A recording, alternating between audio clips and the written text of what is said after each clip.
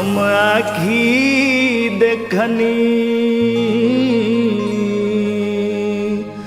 सुंदर शरीरिया गिया में जोर लाए राम। हम आखी देखनी सुंदर शरीरिया गिया में जोर लाए राम। हम आखी देखनी सुंदर शरीरिया गिया में जोर लाए राम। एक दिन नदी के तीरे जात रहनी धीरे धीरे। एक दिन नदी के तीरे जात रहनी धीरे धीरे। हम आखी देखनी हम आखी देखनी सुंदर शरीरिया गिया में घर लाए राम। हम आखी देखनी सुंदर शरीरिया गिया में घर लाए राम।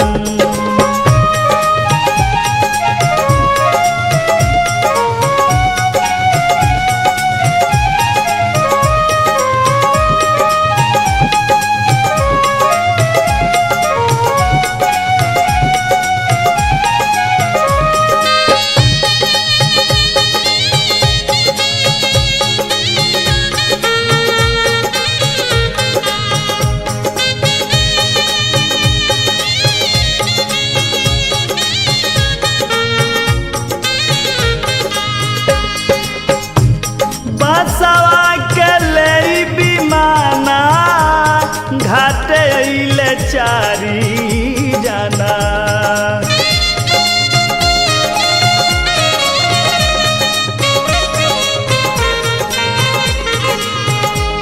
बसवा के ले विमाना घाटे अइले चारी जाना।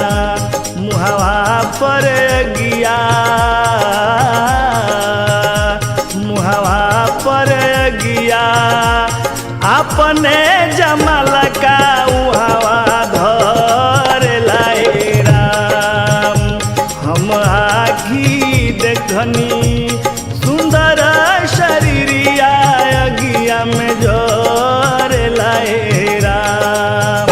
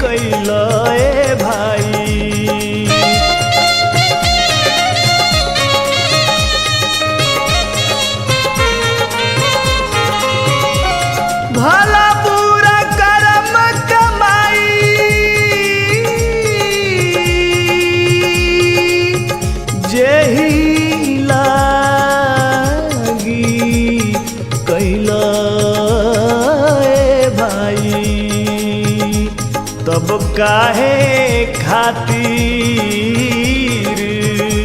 तब काहे खातिर ऊंच नीच मानुष दहिया कर लाए राम।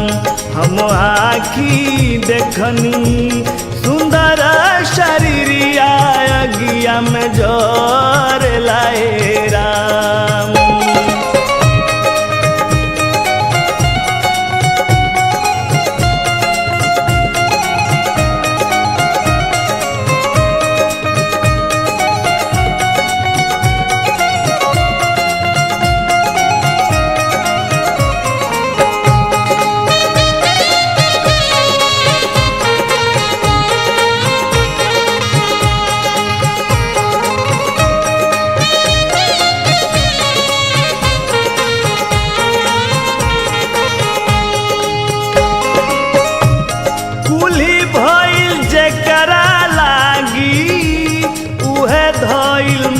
पर आगी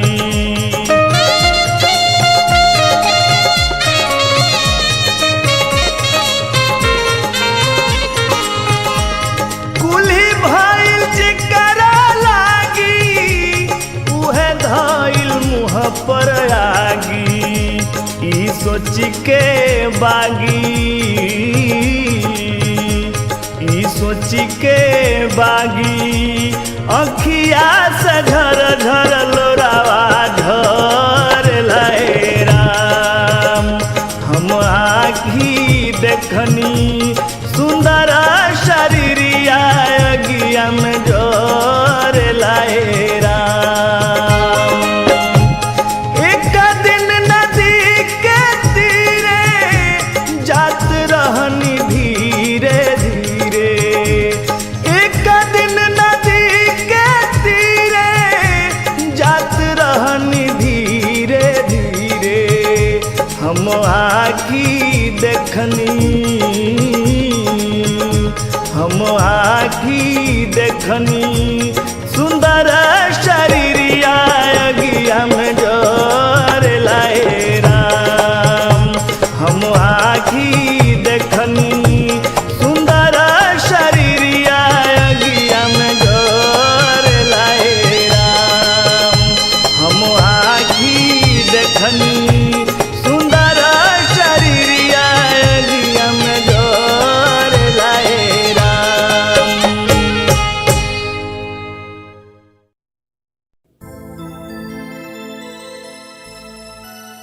हाँ तो मेरे सत्संग प्रेमियों,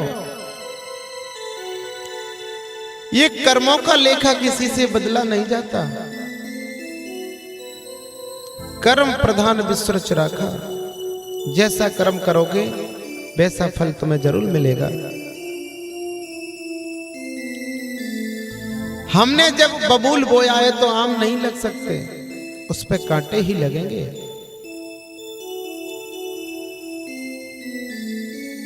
एक मछुआरा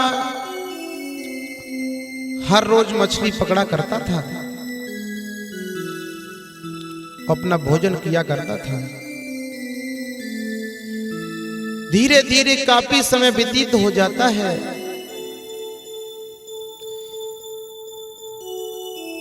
एक संत भगवान बैठे तपस्या कर रहे थे। उनका शिष्य बोला, हे गुरुदेव एक बात मुझे बताइएगा, क्या आप कहते हैं कि कर्मों का फल बदला नहीं जाता, कर्म जैसा करता है उसका फल जरूर मिलता है, जो जिसको मार देता उसे वो भी मारता है। तो बेटी ये सत्य बात है। तो ये बताइएगा इस मछुआरे ने कितनी मछलियों को खा लिया, कितनी मछलियों को मार दिया, ये कितने जन्म बीत जाएंगे जब इसका बदला देगा। गुरुजी हंस करके बोले, हे बेटा ये एक ही जन्म में देगा। कि महाराज आप झूठ बोलते हो, एक जन्म में कैसे दे सकता है? इसने तो लाखों करोड़ों खा ली, करोड़ों जन्म लेगा जब ये दे पाएगा। कि नहीं, बेटा ये एक ही जन्म में देगा और एक ही बार में देगा। धीरे धीरे समय अपनी गति से बढ़ने लगा, मछुआरा खत्म हो जाता है। वो एक गाय के यहां बछड़े के रूप में पैदा हो गया। जैसे ही जवान अवस्था में आया, जवानी का मद छाया, वो किसी को कुछ नहीं समझता था। अचानक एक दिन किसी रास्ते से निकल के जा रहा था, किसी बड़े वाहन वाले ने उसमें टक्कर मार दी। जैसे ही टक्कर मारी तो वो बछड़ा एक खंदी में जा गिर गया। चोट लग गई उसके अंदर, शरीर के अंदर घाव हो गए। कुछ दिन के पश्चात उसमें कीड़े पैदा हो गए। कीड़ा पैदा हो जाते हैं, धीरे धीरे उसे खाने लगे। फिर उस शिष्य ने एक दिन फिर उस बात का जिक्र किया कि गुरुदेव आपने बताया नहीं कि चल बेटा तो आज उस मछुआरे को दिखाता हूं। वही लेकर के पहुंचे। गुरुजी ने कहा कि बेटे ये वही मछुआरा है जिसने हजारों मछलियों को खाया था, ये बछड़े के रूप में पैदा हुआ है।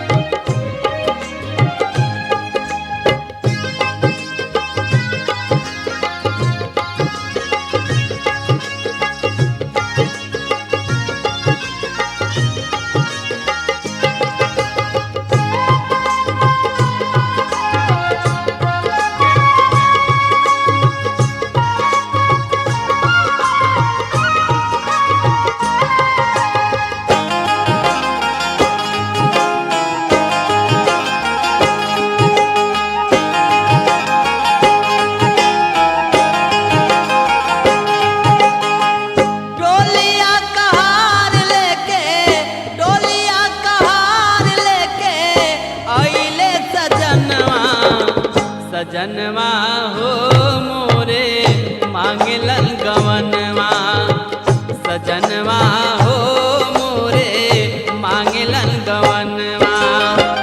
डोलिया कहार लेके, डोलिया कहार लेके आइले सजनवा, सजनवा हो मोरे मांगलन गवनवा, सजनवा हो गवनवा।